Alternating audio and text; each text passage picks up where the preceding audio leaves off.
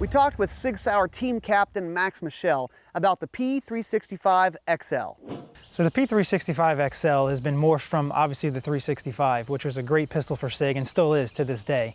But the 365XL is more of the X series line of guns, which is a little more race ready. Primarily what I like about the XL is the pre-drilled slide. So you can now mount the Romeo 0 directly to the slide, giving you greater accuracy with the red dot and faster speed shooting. Another advantage of making this pistol slightly larger is the fact that the grip has an integrated magazine well. So now you can have speed reload should you need to or should you choose to do that, making it much easier to make those effective reloads happen. But you can create more rounds in the magazine as well. We can get up to 15 rounds of 9mm inside the P365XL. So the grip is longer, giving you the ability to wrap your hand around that pistol grip, giving you the leverage that you're looking for. The slide is longer to give you greater accuracy downrange and more shootability, but it's not any wider, so it's still very easy to carry. And the flat trigger with that makes it much faster and easier to shoot and more accurate. I think flat triggers in general just make it easier for the shooter because regardless where your finger is placed on that trigger, high, center, or low, you're going to get a consistent press straight back to the rear, being that you won't disturb the sight on that target or the dot off that target when you're engaging that trigger. So look, the 365 is a great pistol.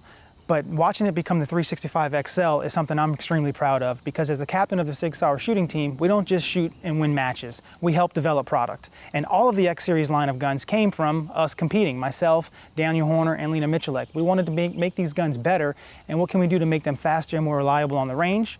And we're starting to see that trickle down to the rest of the product line, and we see that in the 365XL. With the longer grip, the longer sight radius, the flat triggers, the integrated magazine well, it makes it that much more shootable and an easier pistol to have on the range as well.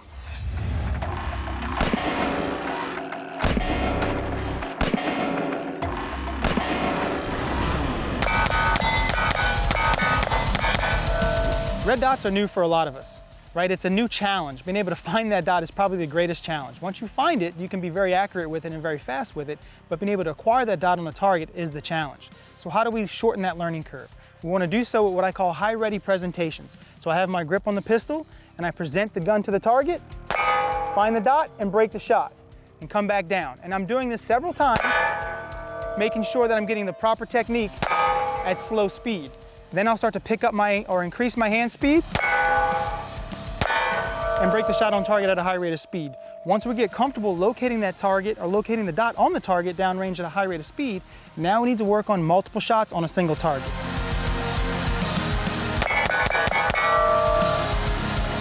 Now running multiple shots on a single target, yes, it does help you with recoil management, but primarily what it does for a red dot is it teaches you an awful lot. You can learn from this. If my dot is lifting up and coming right back down, that's what I'm looking for. If the dot's lifting up, kind of bouncing down and then coming back to the target and giving me a lot of vertical movement, I need to check my stance and my grip to make sure I have optimal recoil management on the pistol to get good hits downrange at a high rate of speed.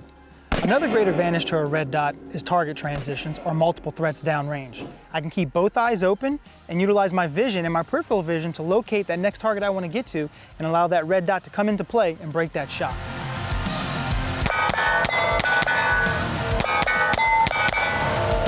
Now from here, as I'm doing this, I'm able to break the shot as it lifts and recovers. Once that second shot lifts or when I deem it's time to move on, my eyes move first, my head follows, and then the gun comes into my peripheral vision. And once that dot falls on that target in an acceptable shot pattern, I can break that shot without having to move my vision from the sight to the target and back. So be sure to give these tips a try, guys. Don't give up just yet. Stay encouraged and use that red dot and be as fast as ever.